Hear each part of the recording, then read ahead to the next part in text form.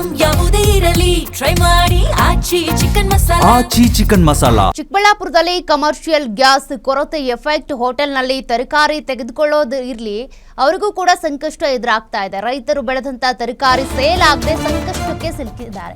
ಕಾರಣ ಈಗ ಹೋಟೆಲ್ಗಳಲ್ಲಿ LPG ಇಲ್ಲ, ಕಮರ್ಷಿಯಲ್ ಗ್ಯಾಸ್ ಸಿಲಿಂಡರ್ ಇಲ್ಲ. ಹಾಗಾಗಿ ತರಕಾರಿ ತೆಗೆದುಕೊಳ್ಳೋದು ಅವ್ರು ಕಮ್ಮಿ, ಅಡುಗೆ ಮಾಡೋದು ಕೂಡ ಕಮ್ಮಿ. ಮೆನುಗಳಲ್ಲಿ ಬದಲಾವಣೆ ಆಗಿದೆ. ಹೀಗಾಗಿ ರೈತರು ತಾವು ಬೆಳೆದಂತ ತರಕಾರಿ ಸೇಲ್ ಮಾಡೋದಕ್ಕಾಗದೆ ಸಂಕಷ್ಟಕ್ಕೆ ಸಿಲುಕಿದ್ದಾರೆ. ಮೋರಿ ಪಾಲಾಗ್ತಾ ಇದೆ. ಬಜ್ಜಿ ಮೆಣಸಿನಕಾಯಿ, ಮೂಲಂಗಿ ಪುಕ್ಸಟ್ಟೆ ಕೊಡ್ತೀವಿ ಅಂದ್ರೂ ಕೂಡ ತಗೊಳ್ಳೋರು ಯಾರೂ ಇಲ್ಲ. ಈ ಬಜ್ಜಿ ಮೆಣಸಿನಕಾಯಿ ಮೂಲಂಗಿ ಬೆಳೆದಂತ ರೈತರಿಗೆ ಬಿಗ್ ಶಾಕ್ ಎದುರಾಗಿದೆ. ಕಾರಣ ಬಜ್ಜಿ ಬಿಡಬೇಕಂದ್ರೆ ಗ್ಯಾಸ್ ಜಾಸ್ತಿ ಬೇಕು, ಜಾಸ್ತಿ ಕನ್ಸ್ಯೂಮ್ ಮಾಡುತ್ತೆ. ಈಗ ವಡೆ ಇರಲಿ ಅಥವಾ ದೋಸೆ ಇರಲಿ, ಈ ಬಜ್ಜಿ ಇರಲಿ, ಕರಿದ ಪದಾರ್ಥಗಳನ್ನ ಹೆಚ್ಚಾಗಿ ಹೋಟೆಲ್ಗಳಲ್ಲಿ ಮಾಡ್ತಾ ಇಲ್ಲ. ಕೆಲವು ಹೋಟೆಲ್ಗಳಲ್ಲಿ ಮಾತ್ರ ಸಿಗ್ತಾ ಇರೋದು. ಹೀಗಾಗಿ ಬಜ್ಜಿ ಮೆಣಸಿನಕಾಯಿ ಬೆಳೆದಂತ ರೈತರು ಏನ್ ಮಾಡ್ಬೇಕು? ಹಾಗಾದ್ರೆ ಮೋರಿಗೆ ಸಿಬೇಕಾ? ಫ್ರೀಯಾಗಿ ಕೊಡ್ತೀನಿ ಅಂದ್ರೂ ತೆಗೆದುಕೊಳ್ಳುವಂಥವ್ರು ಇಲ್ಲ. 1 ಎಕರೆಯಲ್ಲಿ ಮೆಣಸಿನಕಾಯಿ ಮೂಲಂಗಿ ಬೆಳೆದಿದ್ದಾರೆ, 2 ಲಕ್ಷ ಖರ್ಚು ಮಾಡಿದ್ದಾರೆ. ಅದೆಲ್ಲವೂ ಕೂಡ ಈಗ ವೇಸ್ಟ್. ಒಂದು ಕಡೆ ಮೂಲಂಗಿ, ಒಂದು ಕಡೆ ಬಜ್ಜಿ ಕೊಳಿತಾ ಇದೆ. ಯಾಕೆ ತಗೊಳಕ್ಕೆ ಮುಂದೆ ಬರ್ತಾಯಿಲ್ಲ ಜನ ಅಂತೇಳಿ? ಸರ್, ಇವಾಗ ಕಂಪ್ಲೀಟು ಇಲ್ಲಿಂದ ಸಿಟಿಗೆ ಜಾಸ್ತಿ ಹೋಗುತ್ತೆ ವೆಜಿಟೇಬಲ್ಸು. ಅಲ್ಲಿ ಎಲ್ಲ ಕಂಪ್ಲೀಟು ಫುಲ್ ಹೋಟ್ಲೆಲ್ಲ ಫುಲ್ ಬಂದ್ ಮಾಡಿಬಿಟ್ಟಿದ್ದಾರೆ. ಆದ್ದರಿಂದ ಎಲ್ಲ ಇದು ಅರ್ಧ ರೇಟ್ ಕೂಡ ಕೇಳೋರಿಲ್ಲ. ಇಲ್ಲಿ ಲಾಸ್ಟ್ ಟೈಮ್ ಯುದ್ಧಕ್ಕೆ ಮುಂಚೆ ಇದ್ದ ರೇಟ್ ಇವಾಗ ಅರ್ಧ ಇಲ್ಲ.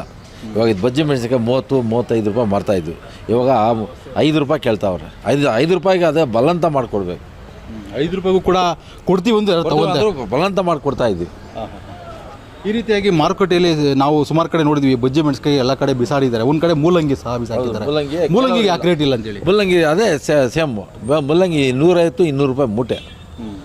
ಕೇಳೋರಿಲ್ಲ. ಅದಕ್ಕೆ ಎಲ್ಲ ಕಂಪ್ಲೀಟ್ ಎಲ್ಲ ಇದ್ದುದಿಂದ ಸ್ವಲ್ಪ ಪ್ರಾಬ್ಲಮ್ ಎಲ್ಲ ಆಗೋಗಿದೆ. ಗ್ಯಾಸು ಏನು ಇದರಿಂದ ಇದು ಬೆಳೆಯೋದಕ್ಕೆ ಎಷ್ಟು ಖರ್ಚಾಗುತ್ತೆ? ಬಜ್ಜಿ ಮೆಣಸಿನಕಾಯಿ ಬೆಳೆಯೋದಕ್ಕೆ ಒಂದು ಎಕರೆಗೆ ಕನಿಷ್ಠ ಅಂದರೆ 2-2.5 ಲಕ್ಷ ಬೇಕು.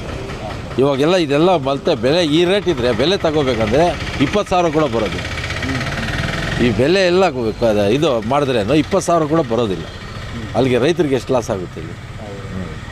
ಈಗ ಇದರಿಂದ ರೈತರಿಗೆ ಯಾವ ರೀತಿ ನಷ್ಟ ಆಗ್ತಾಯಿದೆ ಅಂತೇಳಿ? ನಷ್ಟ ಅದೇ ಸರ್. ಇವಾಗ ಅರ್ಧನೂ ಇಲ್ಲ, ಕಾಲು ಭಾಗನೂ ಇಲ್ಲದೆ ಇದೆ. ಏನು ಸರ್ ಮಾಡೋದು? ಎಲ್ಲ ತುಂಬ ಲಾಸ್ ಪಾಪ. ಇದಿಷ್ಟಲ್ಲಿ ನಾವು ವರ್ತಕರು ಹೇಳ್ತಕ್ಕಂಥದ್ದು ಅದು ರೈತರಿಂದ ನಾವೇನೋ ಕೊಂಡ್ಕೊಂಡಿದ್ದೀವಿ, ಅದನ್ನೇ ಇದನ್ನು ಮಾರಾಟ ಮಾಡಿ ರೈತರಿಗೆ ನಾವು ಹಣ ಕೊಡಬೇಕು. ಆದರೆ ಇದನ್ನು ಕೊಂಡ್ಕೊಂಡು ಹೋಗೋರೇ ಇಲ್ಲ ಅಂದರೆ ನಾವು ರೈತರಿಗೆ ಇಲ್ಲಿಂದ ಹಣ ತಂದು ಕೊಡಬೇಕು. ಯಾಕಂತಕ್ಕಂದ್ರೆ 5 ರೂಪಾಯಿ ಕೂಡ ಕೊಡ್ತೀವಿ ಅಂದರೂ ಕೂಡ ಯಾರೂ ಕೇಳ್ತಾ ಇಲ್ಲ. ಹಾಗಾಗಿ ಮೋರಿಗಳಲ್ಲಿ ಬಿಸಾಡಿ ಅಲ್ಲಿ ಕೊಳಿತಕ್ಕಂಥ ಪರಿಸ್ಥಿತಿ ನಿರ್ಮಾಣ ಆಗಿದೆ. ಇದಕ್ಕೆ ಸರ್ಕಾರ ಏನಾದರೂ ಬೆಂಬಲ ಬೆಲೆ ಕೊಡಬೇಕು. ಹಾಗಾಗಿ ಈ ರೈತರಿಗೆ ಈ ಕಡೆ ಏನೋ 106 ಅಡಿ ಬೋರ್ವೆಲ್ ಹಾಕಿ ತೆಗೆದು ಅಷ್ಟೆಷ್ಟು ಬರ್ತಕ್ಕಂಥ ನೀರಲ್ಲಿ ಒಂದು ಬೆಳೆ ಬೆಳೆದಿದ್ದಾರೆ. ಅದಕ್ಕೆ ಅವ್ರಿಗೆ ಒಂದು 10,000 ಕೂಡ ಇವತ್ತು ಸಿಗ್ತಕ್ಕಂಥ ಪರಿಸ್ಥಿತಿ ನಿರ್ಮಾಣ ಆಗಿಲ್ಲ. ಹಾಗಾಗಿ ಸರ್ಕಾರ ಇದಕ್ಕೆ ಮುಂದೆ ಬಂದು ಏನಾದರೂ ಪರಿಹಾರ ಕೊಡಬೇಕು ಅಂತೇಳಿ ಇಲ್ಲಿನ ವರ್ತಕರು ಕೂಡ ಆಗ್ರಹ ಮಾಡ್ತಾ ಇರ್ತಕ್ಕಂಥದ್ದು. Rajappa, guarantee news, Chikkaballapur.